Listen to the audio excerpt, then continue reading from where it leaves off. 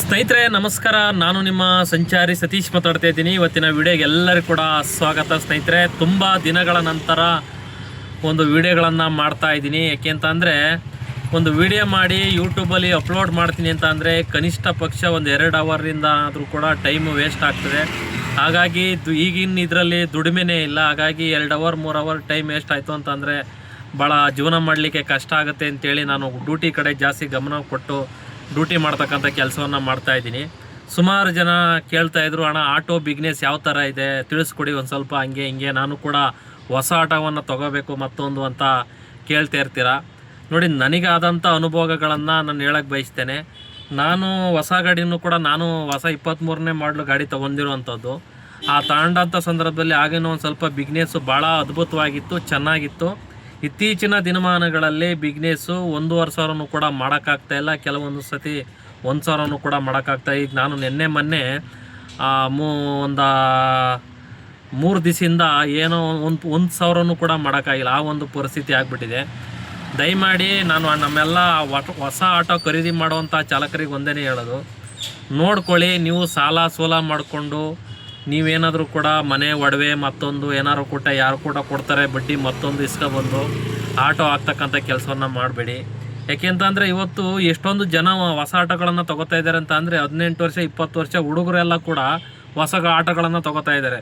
ಇವತ್ತು 10,000 8,000 11,000 ಈ ರೀತಿಯಾಗಿ EMIಗಳು ಬರ್ತವೆ.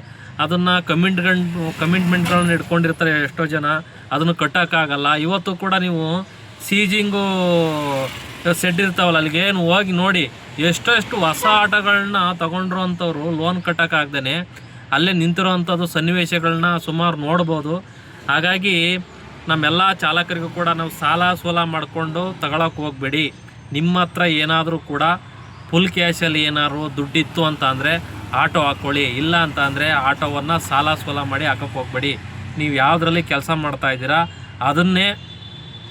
ಅದರಲ್ಲೇ ಒಂದು ಮುಂದುವರಿತಕ್ಕಂಥ ಕೆಲಸವನ್ನು ಮಾಡಿ, ಆಮೇಲೆ ಒಂದು ಸ್ವಲ್ಪ ದುಡ್ಡು ಕಾಸು ಮಾಡಿಕೊಂಡು ತದನಂತರ ಒಂದು ಗಾಡಿಯನ್ನು ಖರೀದಿ ಮಾಡ್ತಕ್ಕಂಥ ಕೆಲಸವನ್ನು ಮಾಡಿ.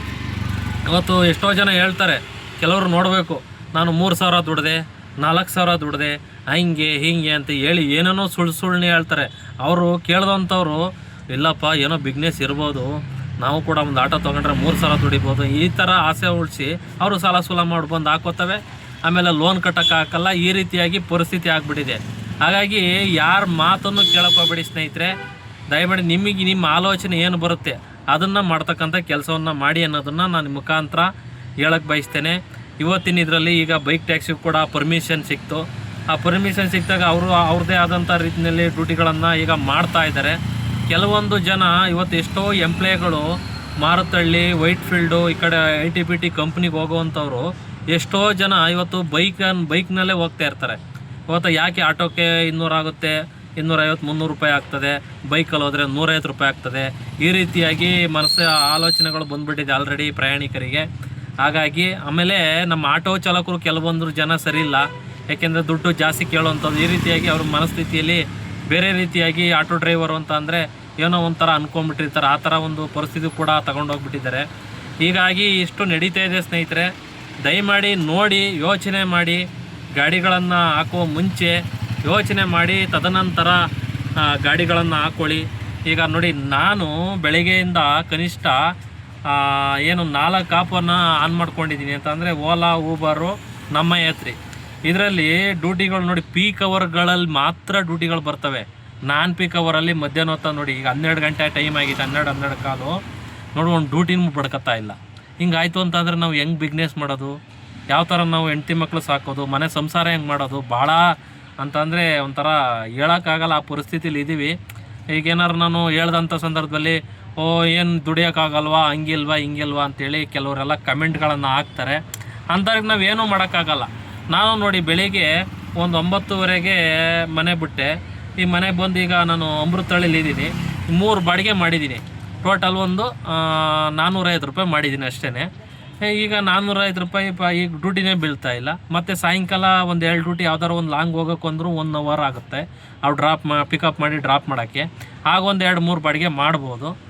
ಈ ಥರ ಟ್ರಾಫಿಕ್ಗಳಲ್ಲಿ ಅದು ಹೆಂಗೆ ಒಬ್ಬೊಬ್ರು ಹೇಳ್ತಾರೆ, 3,000 ಹೊಡೆದೆ 4,000 ಹೊಡೆದೆ, ಅಯ್ಯೋ ಹಂಗೆ ಹಿಂಗೆ ಅಂಥೇಳಿ ಅರ್ಧ ಬಿಲ್ಡಪ್ ಕೊಡ್ತಾರೆ. ಆ ಅರ್ಧ ಬಿಲ್ಡಪ್ ಕೇಳಿ ನಮ್ಮ ಆಟೋ ಚಾಲಕರು ಎಲ್ಲರೂ ಕೂಡ ಓಹೋ ಏನೋ ಭಾರಿ ಇದೆ ಕಣಪ್ಪ, ಇವನು ಸುಳ್ಳು ಹೇಳ್ತಾ ಇದ್ದಾನೆ ಅಂತೇಳಿ ನಮಗೆ ಕೂಡ ಹೇಳ್ತಾರೆ. ಈ ಒಂದು ಪರಿಸ್ಥಿತಿ ನಮ್ಮ ಆಟೋ ಚಾಲಕರ ಜೀವನ ಹಿಂಗಿದೆ. ಮತ್ತು ಕ್ಯಾಬ್ನವ್ರದ್ದು ಹೇಳಲೇ ಬಿಡಿ ಪಾಪ ಅವರು 10 ರೂಪಾಯಿ ಕಿಲೋಮೀಟ್ರು ಅವ್ರನ್ನ ಓಲಾ ಊಬರನ್ನು ಸರ್ಕಾರದಿಂದ 24 ರೂಪಾಯಿ ಕೊಡಲೇಬೇಕು ಅಂತೇಳಿ ಒಂದು ಆರ್ಡ್ರನ್ನು ಪಾಸ್ ಮಾಡಿದ್ದಾರೆ. ಆದರೆ ಈ ಅಗ್ರಿಗೇಟರ್ ಸಂಸ್ಥೆಗಳು ಅದನ್ನು ಇಂಪ್ಲಿಮೆಂಟ್ ಮಾಡಿ ಕಸ್ಟಮರಿಗೆ ತೋರಿಕೆ ಮಾಡ್ತಾ ಇಲ್ಲ.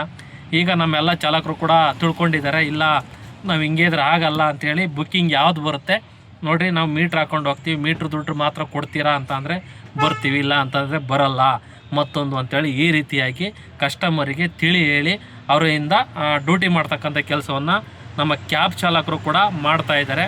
ಹೌದು, ಈಗ ನೋಡಿ 10 ಲಕ್ಷ 15 ಲಕ್ಷ ಬಂಡವಾಳ ಹಾಕ್ಬಿಟ್ಟು 10 ರೂಪಾಯಿ ಕಿಲೋಮೀಟ್ರು ಅವ್ನು ಕೊಟ್ಟಷ್ಟು ಇಸ್ಕೊಳ್ಳೋ ಅಂತ ಯಾರು ಕೆಲಸ ಮಾಡ್ತಾರೆ?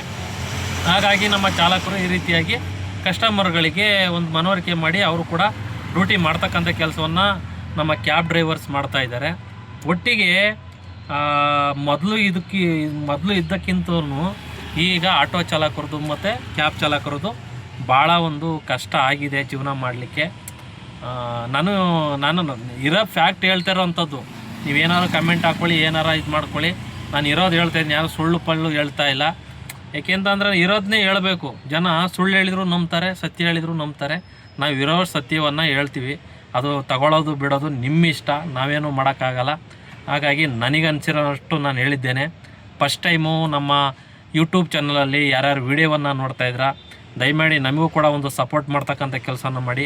ನಮ್ಮ ಚಾನಲ್ನು ಕೂಡ ಒಂದು ಸಬ್ಸ್ಕ್ರೈಬ್ ಮಾಡಿ, ಲೈಕ್ ಮಾಡಿ, ನಿಮ್ಮ ಅನಿಸಿಕೆ ಅಭಿಪ್ರಾಯಗಳನ್ನು ಕಮೆಂಟ್ ಮುಖಾಂತರ ತಿಳಿಸಿ. ಹಾಗಾಗಿ ಒಂದು ವೀಡಿಯೋಗಳನ್ನ ಮಾಡ್ತಾ ಇರ್ತೀವಿ. ಒಂದು ವೀಡಿಯೋ ಮಾಡಲಿಕ್ಕೆ ಎಷ್ಟು ಕಷ್ಟ ಇದೆ ಗೊತ್ತಾ? 2 ಅವರಿಂದ 3 ಅವರ್ ಟೈಮ್ ತೊಗೊಂಡು ಅಪ್ಲೋಡ್ ಮಾಡಿ, ಎಡಿಟಿಂಗ್ ಮಾಡಿ ಅಪ್ಲೋಡ್ ಮಾಡೋಕ್ಕೆ ಭಾಳ ಕಷ್ಟ ಇದೆ.